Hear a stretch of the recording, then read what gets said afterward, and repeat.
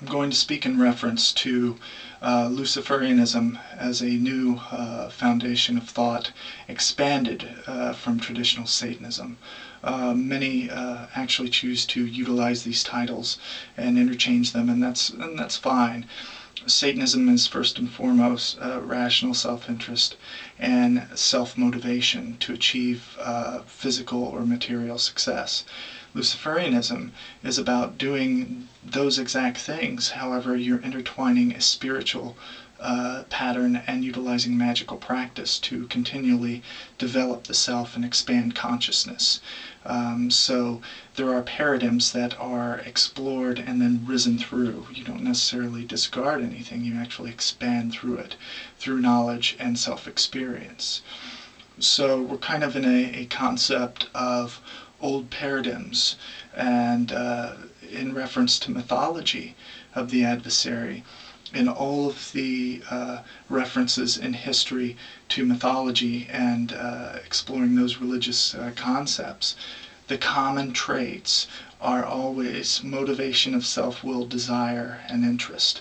It's always rebellion against religious tyranny and fear-based religions. Fear is a murdering force of humanity's growth, and fear is the main foundation point of Christianity. It's built upon fear. If you don't do this, you burn. If you don't do this, you don't get salvation. If you don't give this, you don't get eternal life. It's a fear-based religion. And the Luciferian religion's main pillar is rebellion against restrictive thought, dogma, and the continual strengthening of will.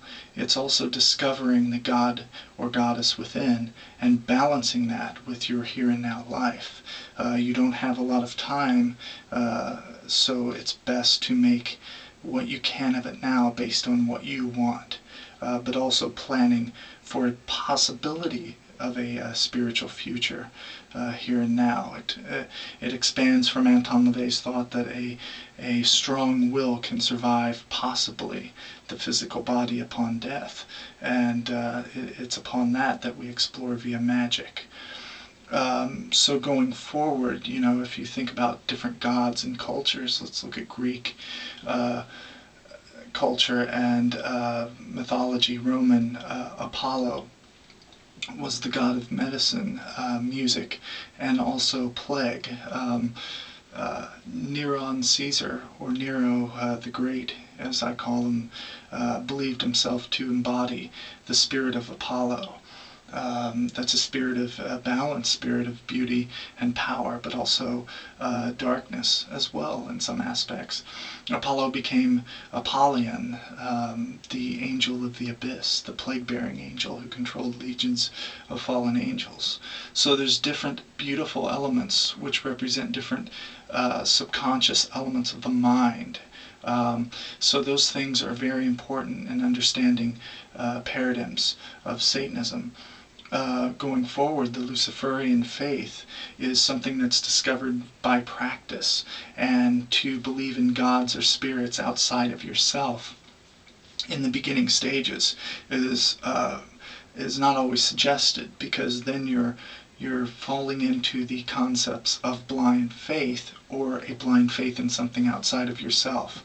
It's very important, if you've had spiritual experiences, as many have who've come to the Luciferian path, have to understand and break down that fear barrier and focus in a precision point on the elements of the mind, body, and spirit. In laying those foundations of practice daily, will you expand yourself to be able to understand and control those things outside of yourself to some extent. It's a means of making sure the house is in order before you go outside the house, if you can understand my meaning there. So those things are very important in understanding the concept of Luciferianism.